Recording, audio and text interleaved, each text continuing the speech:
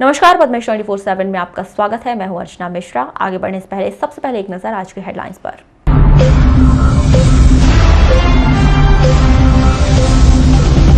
अमानक चावल सप्लाई के मामले में अब तक की सबसे बड़ी कार्रवाई। 18 राइस मिल सील, 9 कर्मचारी पर कार्रवाई। गोंदिया अस्पताल की बड़ी लापरवाही, पॉजिटिव मरीज को भेजा वापस घर, हो गई मौत।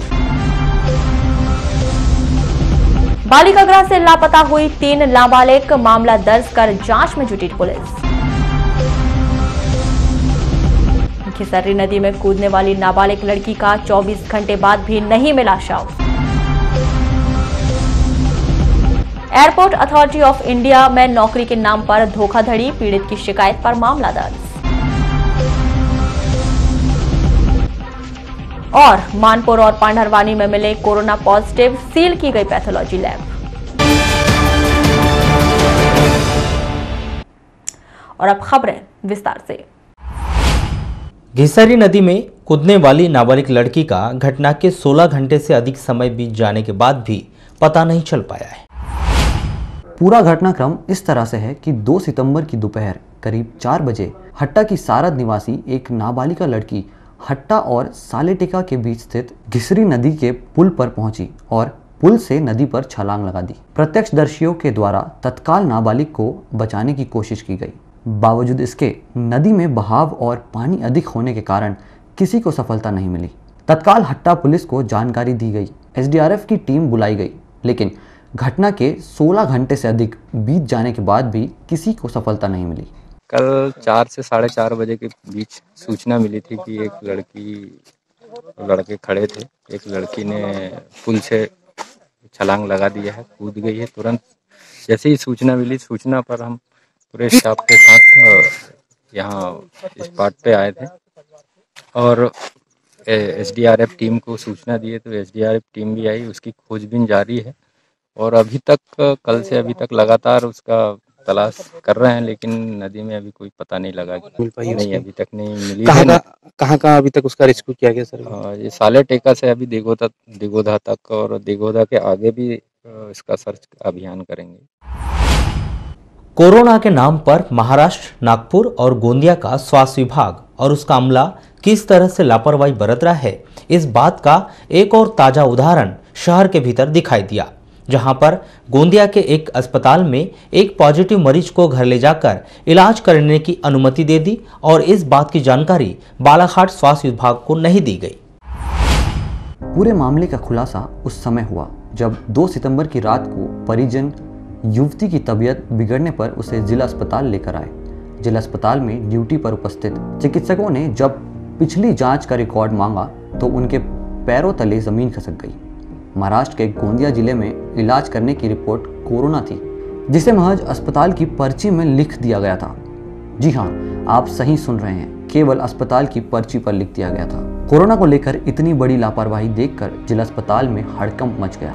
बावजूद इसके चिकित्सकों ने युवती के इलाज करने की कोशिश की, लेकिन उन्होंने जानकारी दी कि शायद उसकी मौत अस्पताल आने से पहले ही हो चुकी है। गोंदिया अस्पताल से मिली पर्ची के अनुसार युवती के परिजनों को उसके शव को नहीं दिया गया और कोविड-19 के तहत उसका अंतिम संस्कार कर दिया गया। यही नहीं, युवती के संपर्क में आए उसके परिजनों को घर पर ही आइसोलेट करते हुए होम क्वारंटाइन कर दिया गया। इस पूरे घटनाक्रम के बाद 2 बातें सामने आई कि कोरोना को लेकर स्वास्थ्य विभाग जितनी लापरवाही बरत रहा है, उससे कई ज़्यादा आम आदमी डरा हुआ है या लापरवाह है।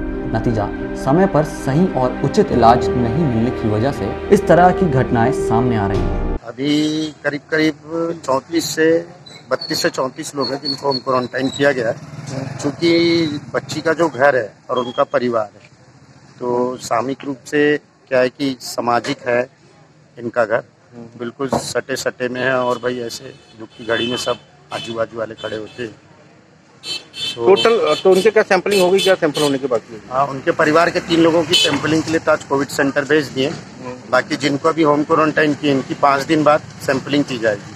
कितने लोगों को टोटल, कितने लोग होंगे? 32 लोग हैं टोटल। 32? हाँ, 32 लोग। हाँ, इनको क्या है, इलाज के लिए यहाँ से गोंदिया ले गए थे और गोंदिया ले जाने पर इनको क्या हुआ कि कोरोना पॉजिटिव निकली थी, तो इनको वापस इन्होंने बालाघाट इन्होंने बोला गोंदिया से आगे वहाँ पर मेडिकल कॉलेज के लिए रिफ़र किया था, लेकिन ये लोग मेडिकल कॉलेज में ला करके अपने घर ले आए। कारण क्या था कि वो जो थी मंदबुद्धि थी और उसको बिस्तर में पड़ी रहती थी, तो उनके जो भी दैनिक नित्य कर्म के जो भी कार्य करते थे उसके लिए उसको अपने से नहीं कर पाती थी, उसको एक दो लोगों की ज़रूरत पड़ती थी, तो इसलिए लोग ले करके अपने घर ही आ गए। हम लोगों को पता लगा, उनको सूचना दी गई तो कि और उनको शिफ्ट करने की तैयारी थी, इसी बीच उनकी मौत हो गई। उपायुक्त भारत सरकार विश्वजीत हल्दर के द्वारा 30 जुलाई 2020 से 2 अगस्त 2020 की अवधि में बालाघाट जिले के गोदामों एवं उचित मूल्य दुकानों का निरीक्षण किया गया है, जिसमें बालाघाट जिले के गोदामों में अमानक स्तर का चावल पाया गया, जो कि मनुष्य के खाने योग्य नहीं था एवं खाद्य अपमिश्रण निवारण अधिनियम के अंतर्गत निम्न श्रेणी का पाया गया। इस स्थिति को संज्ञान में लेते हुए तत्काल संबंधित राइस मिलर्स के चावल जमा करने पर रोक लगाई गई है। कलेक्टर दीपक आर्या ने इस प्रकरण में प्रथम दृष्टया दोषी प्रतीत हो रहे 18 राइस मिलर्स के मालिकों व वेयर हाउस कॉरपोरेशन एवं नागरिक आपूर्ति निगम के 9 कर्मचारियों के विरुद्ध तत्काल FIR दर्ज करने के निर्देश दिए हैं। अमानक स्तर का चावल प्रदाय करने वाली rice Sancheti rice mill Waraseoni के मालिक गंभीर संचेती, माँ दुर्गा राइस मिल वारासिवनी के मालिक भोजेश पारधी, लक्ष्मी राइस उद्योग वारासिवनी के मालिक हुलेश कटरे, संचेती सार्टेक्स वारासिवनी के मालिक गौरव संचेती, कुमार राइस मिल नेत्रा के मालिक आनंद ठाकरे, आकाश इंडस्ट्रीज वारासिवनी के मालिक गगन दास सोमानी, तोलानी राइस मिल वारासिवनी के मालिक राकेश तोलानी, महालक्ष्मी राइस मिल खमरिया के मालिक खुमान सिंह बिसेन, श्री सिद्धि विनायक राइस मिल खमरिया के मालिक बालकृष्ण बिसेन, बाबा राइस मिल सावगी के मालिक रविशंकर ठाकरे, बजरंग राइस मिल बैयर के मालिक हृदय शाह हिरवाने, अंबिका राइस मिल बैयर के मालिक राकेश अग्रवाल, शताक्षी राइस मिल बैयर के मालिक आकाश अग्रवाल, चैतन्य प्रसाद अग्रवाल राइस मिल की मालिक शशिकला अग्रवाल, श्री लक्ष्मी राइस मिल उकवा के मालिक Mukesh Agarwal, VB rice mill CWC Garra की मालिक बरखा रानी, माँ दुर्गा राइस इंडस्ट्री CWC गर्रा के मालिक लालचंद धनवानी एवं गीता ट्रेडर्स CWC गर्रा के मालिक दीपक धनवानी के विरुद्ध FIR दर्ज करने के निर्देश दिए गए हैं। अमानक स्तर के चावल प्रदाय करने के लिए जिम्मेदार नागरिक आपूर्ति निगम के जिला प्रबंधक RK सोनी, क्वालिटी निरीक्षण नागेश उपाध्याय, क्वालिटी निरीक्षण मुकेश कन्हैया, CWC गर्रा के क्वालिटी निरीक्षण SL द्विवेदी, बैयर के क्वालिटी निरीक्षण लोचन सिंह टेम्बरे, CWC गर्रा के शाखा प्रबंधक विपिन बिसेन, श्वेता वेयरहाउस नेवरगांव के शाखा प्रबंधक उदय सिंह राजपूत एवं MPWLC बैयर के शाखा प्रबंधक जितेंद्र डोंगरे के विरुद्ध FIR दर्ज करने के निर्देश दिए गए हैं। बालाघाट जिले के कुछ जो 3 गोदाम थे, CWC गर्रा, वेयरहाउस बैयर और हमारा श्वेता वेयरहाउस, ये जो 3 वेयर हाउसेज थे इनकी जांच की गई थी और एक FPS जो फेयर प्राइस शॉप थी उसकी जांच की गई थी। ये सेंट्रल गवर्नमेंट से डिप्टी डायरेक्टर श्री विश्वजीत हल्दर जी के आए थे, उन्होंने जांच कर सैंपल ले गए। सैंपल ले जाने के बाद उन्होंने जब वहाँ पे जांच करवाए तो सैंपल को अमानक स्तर का उसमें पाया गया। इस संबंध में जैसे ही सूचना प्राप्त हुई, सूचना प्राप्त होने के उपरांत इसमें देखा गया कि कौन कौन व्यक्ति इसके लिए जिम्मेदार थे। क्योंकि सारी प्रक्रिया में चावल जमा करने के लिए जो क्वालिटी इंस्पेक्टर्स होते हैं वो, उसके बाद क्वालिटी कंट्रोलर होते हैं वो, उनका जिम्मेदारी होता है कि उसको देखें। तीसरा वेयर हाउस के जो कर्मचारी हैं जिन्होंने चावल जमा किया है, इन सभी की जिम्मेदारी होती है कि यह जा कर के उस चावल की गुणवत्ता का जाँच करें, उसके बाद एक सर्टिफिकेट दें। इन 3 लोगों ने सर्टिफिकेट भी जारी कर दिया कि यह चावल जो है फेयर एवरेज क्वालिटी का चावल है, जिससे कि इसको जमा किया गया है। जब केंद्रीय टीम जब आई और उन्हें सैंपल में ऐसे अमानक स्तर का पाया गया तो इन तीनों के खिलाफ कार्रवाई की गई है। जो राइस मिलर्स हैं, 18 राइस मिलर्स का इसमें चावल आया था जो कि विभिन्न क्षेत्रों में है। इन सभी के खिलाफ FIR अभी की जा रही है। सारी राइस मिल्स को रात में सील कर दिया गया है। साथ ही जो 9 कर्मचारी हैं वेयर हाउस से संबंधित हैं, सिविल सप्लाई कॉर्पोरेशन से संबंधित हैं, उनके खिलाफ FIR की जा रही है।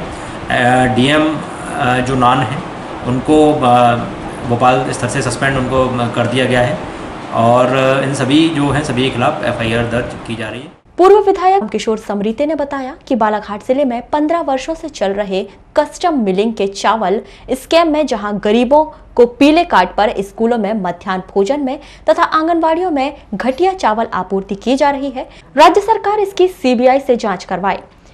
राज्य के भीतर आर्थिक अपराध अनुसंधान विंग से बेहतर लोकायुक्त एसटीएस है। एसटीएस जबलपुर के पास 8 माह से वैसे भी जांच लंबित है तथा यह मामला संगठित अपराध है। इसमें लगभग 450 लोग गिरफ्तार होंगे।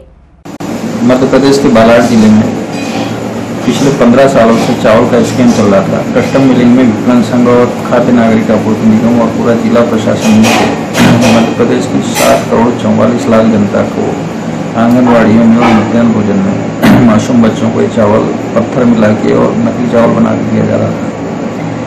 इस मामले की शिकायत मैंने भारत सरकार को किया, प्रधानमंत्री जी को किया, गृह मंत्री अमित शाह जी को किया और अमित शाह जी के निर्देश पे फूड एंड सिविल सप्लाई मंत्रालय जो रामविलास पासवान जी ने मिस्टर हल्दर को भेजा और उसमें एजेंसी भी नेशनल क्राइम ब्यूरो के लोग भी आए थे और उन्होंने इस पूरे मामले की जाँच की। अभी प्रारंभिक स्तर पे राज्य सरकार ने, चूंकि भारत सरकार की रिपोर्ट आई कि जो चावल था वो खाने लायक भी नहीं था जानवरों के लिए, जानवर बीमार हो जाते थे। इस पूरे मामले में चूंकि राज्य सरकार की बदनामी हो रही थी, राज्य सरकार ने नागरिक आपूर्ति निगम के कुछ अधिकारियों के खिलाफ कार्रवाई की, 14 राइस मिलर्स के खिलाफ कार्रवाई की। लेकिन ये मामला 15 सालों से चल रहा था और इसमें बड़ा रैकेट शामिल है। इसमें दलालों ने बड़े बड़े घर बना लिए हैं, 200-200 करोड़ रुपए दलाली ली है। वहाँ पे जितने भी कलेक्टर हैं और भी तमाम जो अधिकारी हैं वो सब उनको महंगा मिल रहा था। तो इस पूरे मामले में मैं चाहता हूँ कि सरकार ईओडब्ल्यू जांच कराना चाहिए। मुख्यमंत्री का कहना है ईओडब्ल्यू तो सरकार की एजेंसी होती है। ईओडब्ल्यू जिस ईओडब्ल्यू ने मध्य प्रदेश के चीफ सेक्रेटरी यशार मोहंती के खिलाफ 2003 से 4 से अब तक चालान पेश नहीं कर पाई, वो इस चावल मामले में क्या करेगी। बेगांव के मामले में ईओडब्ल्यू ने बहुत अच्छा काम किया। तो राज्य सरकार के पास लोकायुक्त है, राज्य सरकार के पास एसटीएफ है। एसटीएफ संगठित अपराध के लिए बना हुआ संगठन है। एसटीएफ के पास पिछले 8-10 महीनों से ये मामला पेंडिंग है और इस मामले में बिल्कुल कार्रवाई सरकार नहीं करती, क्योंकि मैंने राज्य सरकार को धारा 356 के तहत बर्खास्त करने के लिए और ये जो बड़ा नेटवर्क चल रहा था इसका पर्दाफाश करने के लिए जब सरकार को चिट्ठी लिखा, तब अमित शाह जी ने इस पूरे मामले में एक्शन लिया और पीएम ने एक्शन लिया। तो पीएमओ और गृह मंत्रालय के निर्देश पे कार्रवाई हुई और इस मामले में कम से कम 450 लोग जेल जाएंगे और कुछ बड़े बड़े लोग हैं जो कल तक सड़कों पे चलते थे, फटी पेंट पहन के घूमते थे, 100 करोड़ के मालिक बनकर वो शर्म नहीं आती कि गरीबों के पेट में जाने वाले अनाज में पत्थर मिला रहे हैं, कंकर मिला रहे हैं। तो ऐसे लोग का इस समय जो जनता के सेवक बन रहे हैं, नेता बन रहे हैं, वो सब इस धंधे में शामिल है। तो इस पूरे मामले की मैं चाहता हूँ मुख्यमंत्री से, क्योंकि व्यापम में भी सरकार की बड़ी बदनामी हुई है, डंपर में बदनामी हुई है। तो इस मामले में मुख्यमंत्री जी चूंकि गरीबों के नेता, किसानों के नेता बनते हैं, तो गरीबों के पेट में जाने वाला अनाज, बच्चों के पेट में जाने वाला अनाज, इस मामले की सीबीआई जांच के लिए रिकमेंड करें। और ईओडब्ल्यू चूंकि सरकार की एजेंसी और ईओडब्ल्यू ने यहाँ विश्वास खो दिया, इसलिए ईओडब्ल्यू से इस मामले की जांच न कराए, बल्कि लोकल पुलिस को भी दे देंगे, बालाघाट एसपी को दे देंगे, आईजी को दे देंगे तो बेहतर। वैनगंगा में आई बाढ़ की वजह से जागपुर पंचायत की छिंदे टोला के गंगा घाट में बहुत अधिक प्रभाव पड़ा। यहाँ पर 14 घर पूरी तरह से क्षतिग्रस्त हो गए। नगर के भटेरा चौकी स्थित सावित्रीबाई बालिका गृह से बीती रात 3 बालिकाएं लापता हो गईं, जिसकी जानकारी लगने पर महिला बाल विकास के वरिष्ठ अधिकारियों के द्वारा कोतवाली थाने में बालिकाओं के लापता होने की एक एफआईआर दर्ज करवाई गई। जानकारी के मुताबिक बालिका आश्रय गृह में रहने वाली 3 लड़कियां आश्रम गृह की दीवार फांदकर चली गई थी, जिनकी जानकारी संबंधित कर्मचारियों को रात्रि करीब 3 बजे लगी, जिन्होंने अपने वरिष्ठ अधिकारियों के संदर्भ में जानकारी दी। इस मामले में पुलिस द्वारा लड़कियों की तलाश की जा रही है।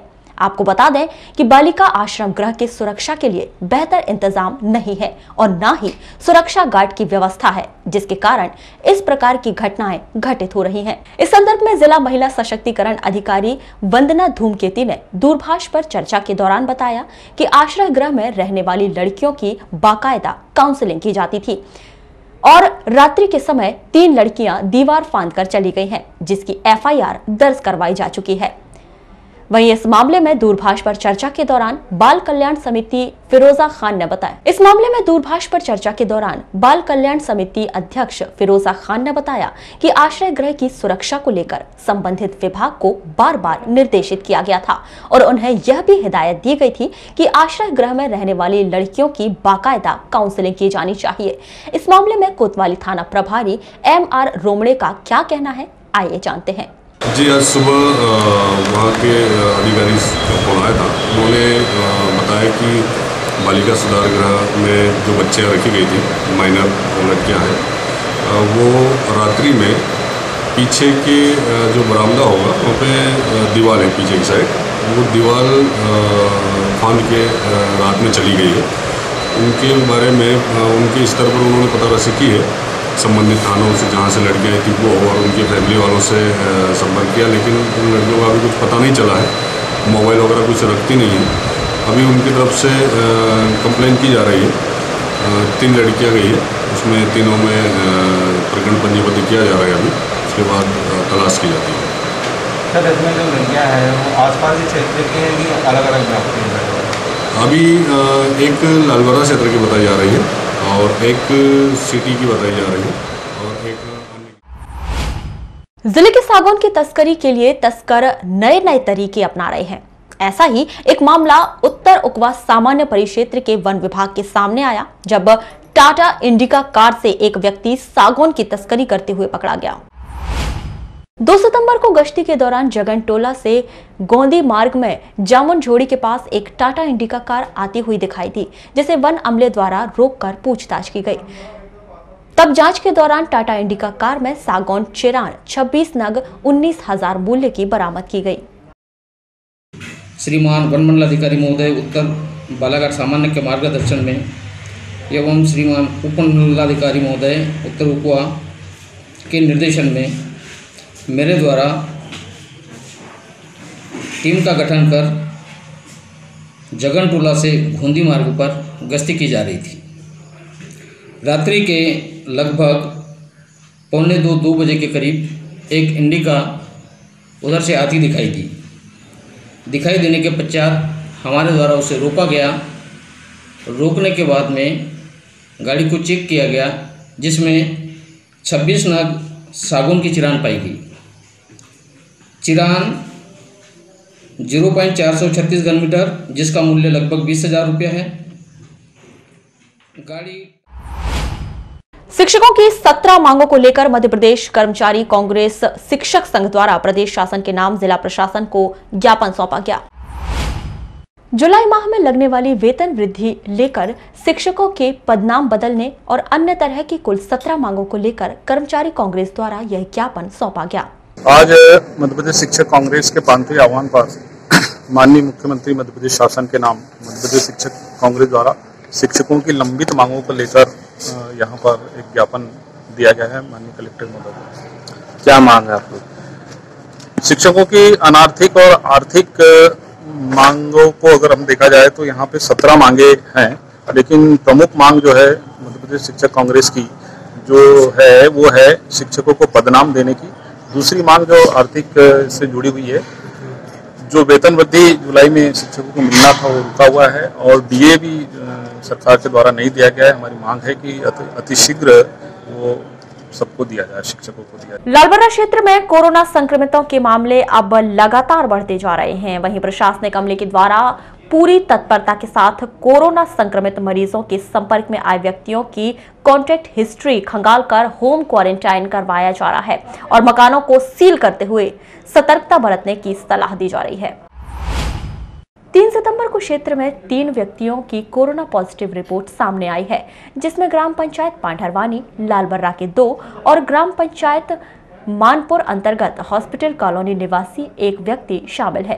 तीनों व्यक्तियों की कोरोना रिपोर्ट पॉजिटिव आने के बाद प्रशासनिक अमले के द्वारा तत्काल पंचायतों में पहुंचकर पॉजिटिव मरीजों के मकान को सील किया गया है।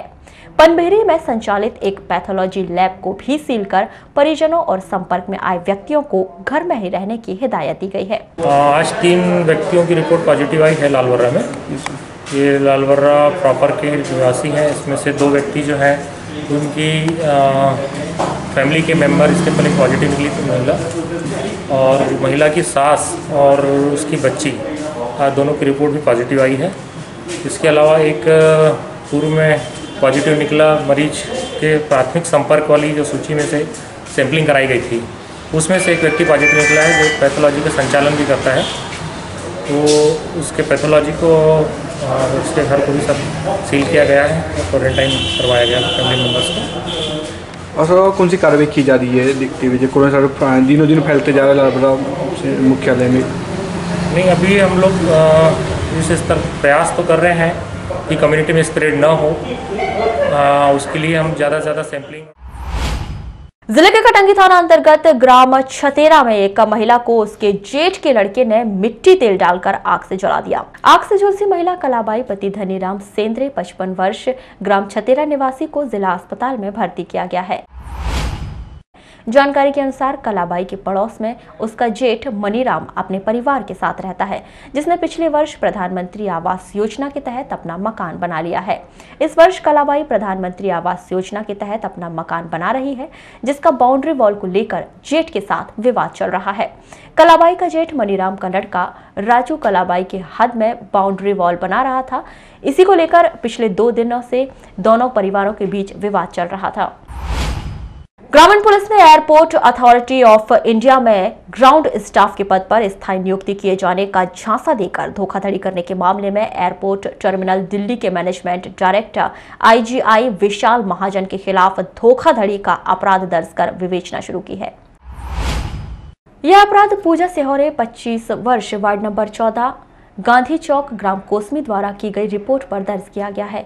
10 फरवरी 2020 को विशाल महाजन ने अपने आप को एयरपोर्ट टर्मिनल दिल्ली का मैनेजमेंट डायरेक्टर बताते हुए पूजा को फोन किया कि आपका एयरपोर्ट अथॉरिटी ऑफ इंडिया के ग्राउंड स्टाफ पद पर स्थायी नियुक्ति प्रदान की गई है।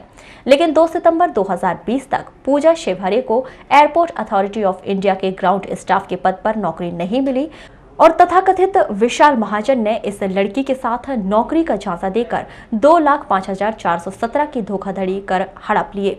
2 सितंबर को पूजा सेहोरे ने एक लिखित आवेदन ग्रामीण थाना में दिया, जिसके आधार पर ग्रामीण थाने में Vishal Mahajan management director IGI airport terminal Delhi 11,37,000 के विरुद्ध धारा 420 भारतीय दंड विधा के तहत अपराध पंजीबद्ध कर विवेचना शुरू की। मध्य प्रदेश कृषि उपज मंडी कर्मचारी संघ के प्रांतीय आह्वान पर मॉडल एक्ट अध्यादेश के विरोध में 3 सितंबर से मंडी कर्मचारी अधिकारियों के द्वारा अपनी मांगों को लेकर अनिश्चितकालीन हड़ताल करने के साथ ही भोपाल में 259 मंडियों के कर्मचारियों के द्वारा मुख्यमंत्री आवास एवं मंत्री आवास का घेराव कर विरोध किया गया। इसी कड़ी में बालाघाट जिले की सबसे बड़ी कृषि उपज मंडी वारासिवनी के कर्मचारी अधिकारी भी अनिश्चितकालीन हड़ताल पर चले गए हैं, जिसके चलते 3 सितंबर को मंडी में धान खरीदी नहीं हुई, जिसके चलते वारासिवनी अनुविभागीय अंतर्गत आने वाले ग्राम के जो किसान अपनी उपज बेचने मंडी आए थे, उन्हें खासा परेशानियों का सामना करना पड़ा। अपनी उपज को मंडी में बेचने पहुंचे किसानों को हड़ताल की जानकारी नहीं थी, इसीलिए किसान 3 सितंबर को अपनी उपज लेकर मंडी पहुंच गए और परेशान होते दिखाई दिए। तो यहाँ खरीदी हुई कि नहीं? आज खरीदी नहीं हुई। क्या जानकारी मिली आपको? हड़ताल है। अब हम रात में धान लेके आए 12-1 बजे रात में। हमको मालूम ही नहीं कि मंडी बंद है। अब मालूम रहता तो नहीं लेके आते। अब लेके आने से यहाँ फंस गए आदमी। मैं यहाँ पे धान अब गाँव जाने की सोच रहे हैं, पर धान को कहीं व्यवस्थित रखेंगे तो यहाँ कोई मंडी में ऐसी कोई जगह ही नहीं है गवर्नमेंट की जो रखने की व्यवस्था हो सके। जिले की इतनी बड़ी मंडी में अच्छी व्यवस्था नहीं पाई। नहीं, यहाँ व्यवस्था नहीं है रखने की, जैसे कि अपन माल रखे और अपन गांव जा सके और बाद में बेचेंगे, ये स्थिति नहीं है यहाँ पे। अब जैसे मंडी कर्मचारियों की अनिश्चितकालीन हड़ताल है, कब मंडी चालू होगी अभी एक नहीं मालूम। तो कैसे करेंगे ऐसी स्थिति में? अब ऐसी स्थिति में वही करेंगे। अब 1 दिन में देखेंगे 2 दिन, उसके बाद में प्राइवेट में धान बेचेंगे या तो फिर पूछना पड़ेगा उसके लिए। तो प्राइवेट में धान बेचेंगे तो कितना नुकसान? घाटा तो होगा, कुंटल घाटा हो सकता है, 150-200 भी हो सकता है। 10-12। जैसे आज खरीदी नहीं हुई कि मंडी के सभी अनिश्चितकालीन हड़ताल में चले गए, तो आपको इसकी जानकारी नहीं थी क्या? नहीं, इसलिए धान लेके आए थे आप। तो अभी क्या बोले फिर यहाँ पे? हाँ, वही हड़ताल अब जब हुई तब। तो कितने किसान हैं फिर भी? 10-12। 8-10 होंगे। 8-10 चलेगा जी, बाकी लोग आपसे लेके चले गए। चलेगा फिलहाल में 8-10 किसान। अब जैसे 8-10 किसान जैसे बच्चे तो अब इनको तो परेशानियां होगी, यहाँ कुछ व्यवस्था है कि नहीं? कोई व्यवस्था, कोई परेशानी, कोई ये नहीं है, यानी कोई ये नहीं है। और रुकने की, बैठने की, चाय पानी की, और यहाँ पे चाय पानी वगैरह तो है, नाश्ता खाना पीना। ये जो धान लेके आए इसकी सुरक्षा रखी है, सुरक्षित है ये धान आपकी? नहीं, ये धान को सुरक्षित रखने की व्यवस्था नहीं है। वारासिवनी क्षेत्र में स्थित राइस मिलों पर 2 सितंबर की देर शाम से अमानक स्तर के चावल मिलने के कारण लगातार ताबड़तोड़ कार्रवाई करते हुए वारासिवनी अनुविभागीय क्षेत्र के 2 दिन में 13 राइस मिलों को सील किया गया। प्राप्त जानकारी के अनुसार 3 जुलाई से 2 अगस्त तक उपयुक्त भारत सरकार विश्वजीत हलधर के द्वारा बालाघाट जिले में गरीबी रेखा के नीचे जीवन यापन करने वाले लोगों को उचित मूल्य की दुकान से मिलने वाला राशन में चावल और दुकान सहित जिले के गोदामों का निरीक्षण किया गया।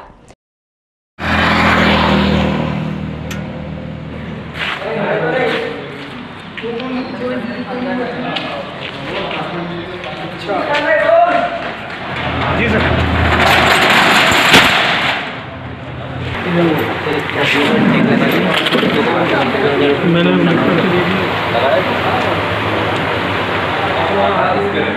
हो गया वो कागज चिपका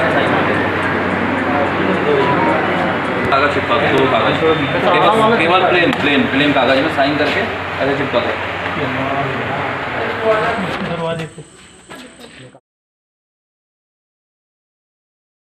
आपको बता दें कि शासन के द्वारा गरीबी रेखा के नीचे जीवन यापन कर रहे लोगों को उचित मूल्य की दुकान से 1 रुपए किलो में चावल दिया जाता है, जिसकी क्वालिटी एकदम खराब होने के कारण यह कार्रवाई की गई।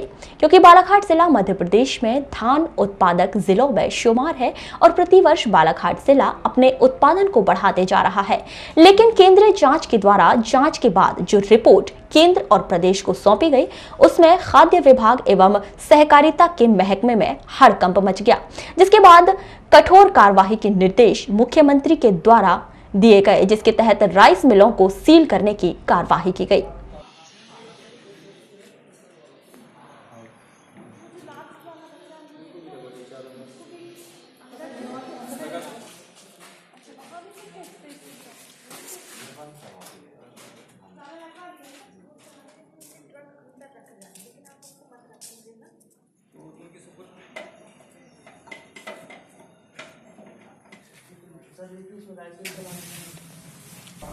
अमानक स्तर पर चावल का उचित मूल्य की दुकानों में मिलने के कारण मुख्यमंत्री एवं कलेक्टर के निर्देश पर जिले के 18 राइस मिलों में सील करने की कार्यवाही की गई, जिसमें वारासिवनी अनुविभाग की 13 राइस मिलों में यह कार्यवाही बुधवार और गुरुवार को की गई।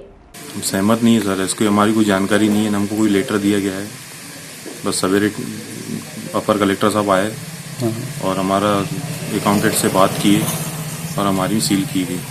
तो इसके पहले कोई टीम आई थी बाहर से, दिल्ली से जो टीम आई थी सैंपलिंग के लेने के लिए? डिप्टी कमिश्नर आए हुए थे 21 तारीख के दिन, 21 अगस्त को 21 अगस्त के दिन आए थे।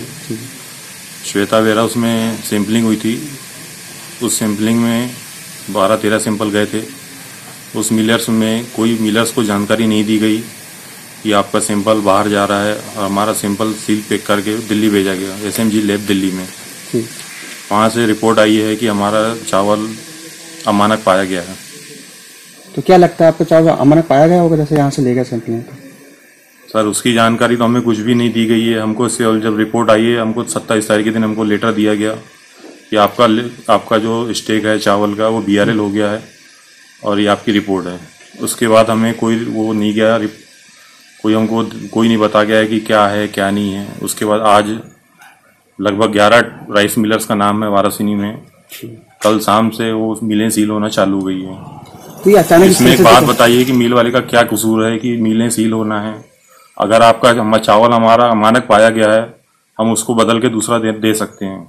और हमारी जो मिल सील हो गई है, लोगों की रोजी रोटी चलती है, 50 लेबर काम करते हैं, उनका क्या होगा? 10,000 रुपये रोज ब्याज लगता है बैंक का, उसका क्या होगा? इसमें बताना चाहूँगा कि कल से हम लोग कार्रवाई कर रहे हैं इसमें कलेक्टर साहब के आदेशानुसार। तो 13 राइस मिलें जो वारासिवनी अनुविभाग में थी, इनको सील कर दिया गया है। साथ साथ इनके संबंधित जो 1 से 2 जो गोदाम थे उनको भी हमने सील किया है। और इसके बाद की कार्रवाई जो है कि इन 13 जो राइस मिलर्स हैं इनका जो प्रोपराइटर है उनके ऊपर FIR दर्ज कराने की भी कार्रवाई कर रहे हैं। सर क्या पाया गया सर इनके जो राइस मिलों में? राइस मिलों में तो हमने पंचनामा तैयार किया है, क्योंकि इसका जो सैंपल होना था, सैंपल 15 दिन पहले दिल्ली से जो टीम आई थी उन्होंने किया है, सैंपल पे ये अमानक निकले। इसके बाद की कार्रवाई हम लोग फर्दर कर रहे हैं। तो निरीक्षण और जांच तो हम अभी नहीं कर रहे हैं, सिर्फ सील करने की कार्रवाई की गई। उसके अंदर अगर कहीं चावल पाए गए या बारदाने रखे हुए हैं या बाकी जो चीज़ें, फिजिकल वेरिफिकेशन करके पंचनामा तैयार हुआ है और उसके बाद सील की कार्रवाई की है। सर इनमें जो राइस मिल है वहाँ की बिजली कनेक्शन भी काटने के निर्देश मिले? निर्देश कर दिए गए, MPB को निर्देश कर दिए हैं कि सील होने के उपरांत जितने भी राइस मिले हैं इनके बिजली कनेक्शन काट दिए जाएंगे। सर FIR में किस मामले के तहत इनकी कार्रवाई? FIR के लिए तहसीलदार साहब को निर्देशित किया गया है, TI साहब यहाँ पे गए हुए हैं। अब बैठ के वो किन धाराओं पे करेंगे ये अभी देखने के लिए अभी समय है। सर क्या लग रहा है सर ये पूरे मामले में, जैसे कि PDF के राशन भी मिले होंगे शायद? अब इसमें जांच का विषय है, काफ़ी एक अच्छी जांच टीम बना के जांच होगा इसमें, तभी बहुत सारे चीज़ें निकल के आएंगी। अभी तो प्रथम दृष्टिया हमें आदेश हुए थे सील करके फर्दर अग्रिम कार्रवाई के लिए, तो हम लोग तो वो कर रहे हैं। अगर आपके यहाँ से निर्देशित होगा कि टीम गठित करके और भी जांचें करनी है तो फिर वो हम जाँच करने के लिए। मध्य प्रदेश नगरीय प्रशासन विभाग भोपाल द्वारा नगरीय प्रशासन के 17 अधिकारी और कर्मचारियों के स्थानांतरण की सूची जारी की गई थी। इस सूची में बालाघाट नगर पालिका के CMO दिनेश वाघमारे का नाम भी शामिल था। इस सूची के अनुसार CMO दिनेश वाघमारे सिवनी जिले के बरघाट पंचायत के CMO बनाए गए। उनके स्थान पर भोपाल से सतीश मटसेनिया को बालाघाट नगर पालिका स्थानांतरित कर दिया गया। यहाँ तक तो सारी की सारी बात सबको समझ में आ गई थी, लेकिन उसके बाद जो घटनाक्रम घटित हो रहा है उसे देखकर ऐसा लग रहा है कि नगरपालिका CMO के पदभार के लिए पूर्व नगरपालिका CMO दिनेश वाघमारे बालाघाट से जाना नहीं चाहते और नए CMO सतीश मटसेनिया बालाघाट आना नहीं चाहते। सूत्रों से मिल रही जानकारी और पूरे घटनाक्रम पर गौर करें तो यह बात कहीं न कहीं थोड़ी सही भी लगती है। चलिए बात करते हैं इस घटनाक्रम पर। बालाघाट स्थानांतरण के बाद नगरपालिका CMO दिनेश वाघमारे को एक तरफ रिलीव कर दिया गया, दूसरी तरफ जानकारी मिल रही है कि दिनेश वाघमारे ने सिवनी बरघाट नगरपालिका में जाकर ज्वाइन नहीं किया है।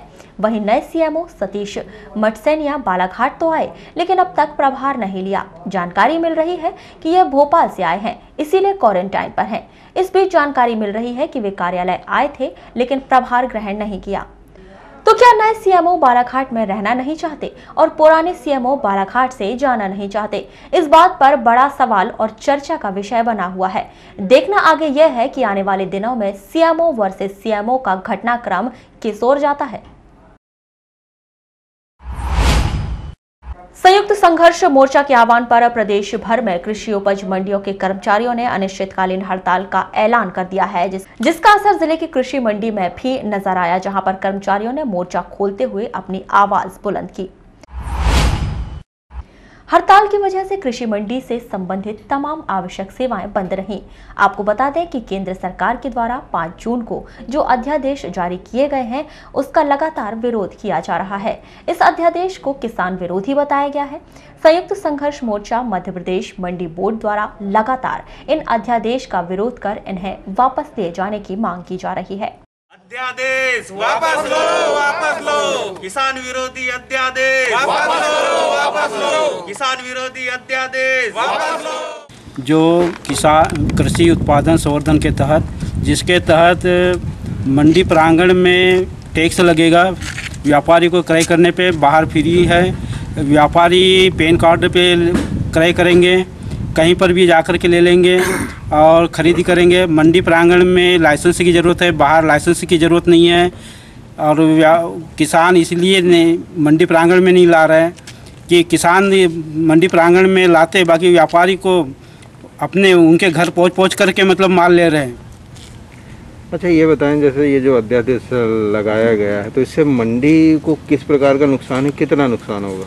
मंडी को करोड़ों का है, हमारी मंडी में ही करोड़ों का नुकसान हो रहा है, क्योंकि जब से अध्यादेश लागू हुआ है तब से मंडी प्रांगण में आवक कम हो गई, व्यापारी नहीं आ रहा है, किसान नहीं आ रहे हैं।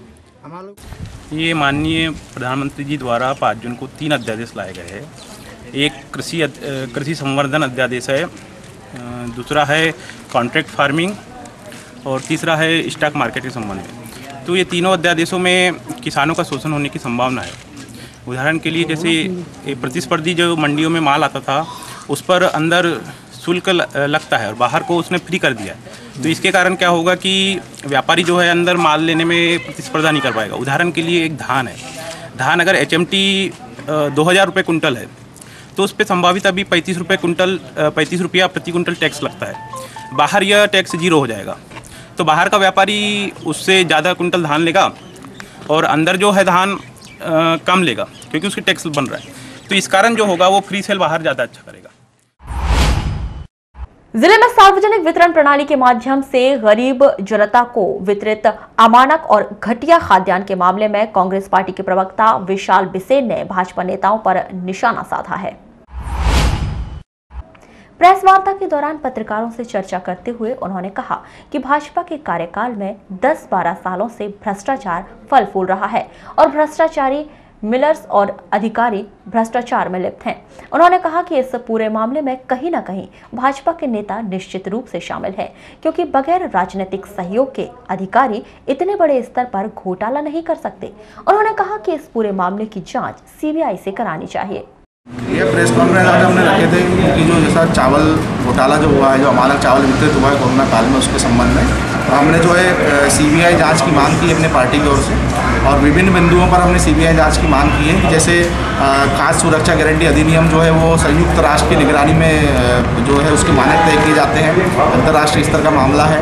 और जो अमानक चावल यहाँ पर दिया गया है वो पशुधन के खाने योग्य जैसा चावल इंसानों को खाने दे दिया गया। बड़ी अमानवीय स्थिति यहाँ उत्पन्न हुई है, भ्रष्टाचार हुआ है और चूंकि इसमें संयुक्त राष्ट्र की गाइडलाइन जो है उसका उल्लंघन हुआ है, इसलिए इस मामले को केंद्रीय जांच एजेंसी द्वारा जांच किया जाना चाहिए।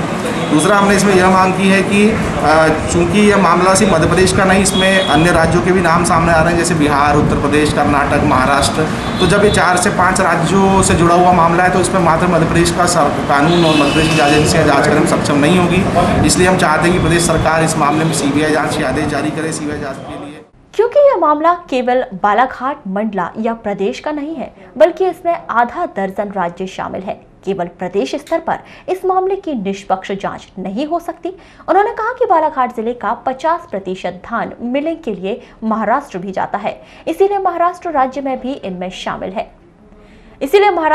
भी इसमें शामिल है। उन्होंने कहा कि मुख्यमंत्री के द्वारा EOW के माध्यम से जांच कराए जाने की बात की है, जो कि असंभव सा प्रतीत होता है। उन्होंने कहा कि केंद्र सरकार इस मामले पर गंभीरता दिखाते हुए CBI को पूरी जांच सौंपे, तभी जनता के साथ न्याय हो पाएगा।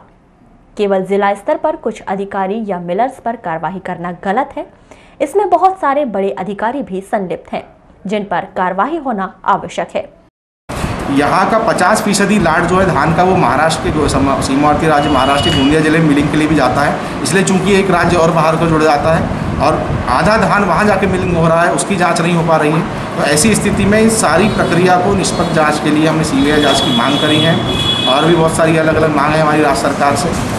हम राज्य सरकार द्वारा मात्र 18 राइस मिलर्स के खिलाफ कार्रवाई और एक अधिकारी को सस्पेंड करने की कार्रवाई से संतुष्ट नहीं है। हम चाहते हैं कि पूरे चैनल की, पूरे रैकेट की जांच करे मध्य प्रदेश सरकार और इसको कराने के लिए सेंट्रल ब्यूरो ऑफ इन्वेस्टिगेशन को वो केंद्र सरकार को अनुशंसा करे।